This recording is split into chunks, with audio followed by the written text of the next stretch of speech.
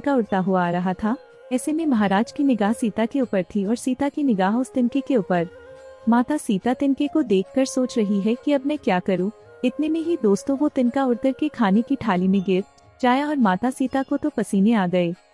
दोस्तों कहते हैं कि होनी को कोई टाल नहीं सकता। अब माता सीता सोचने लगी कि अब मैं क्या करूं। अगर ये थाली पिताजी को दूंगी तो पिताजी कहेंगे ये कितनी पागल है, ये तिनका पता नहीं कहाँ से उड़कर आया है।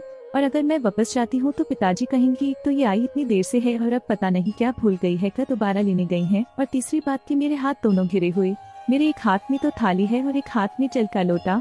अब इस तिनके को उठाऊं तो उठाऊं कैसे। दोस्तों माता सीता कोई साधारण स्त्री नहीं, माँ सीता तो भवानी थी। भवानी मैया को ऐसी बातें सोचते सोचते क्रोध आ गया। इतना क्रोध आया कि जब माता सीता की दृष्टि उस तिनके पर पड़ी तो उसे राख बनाकर उड़ा दिया। दोस्तों ये करतब महाराज दशरथ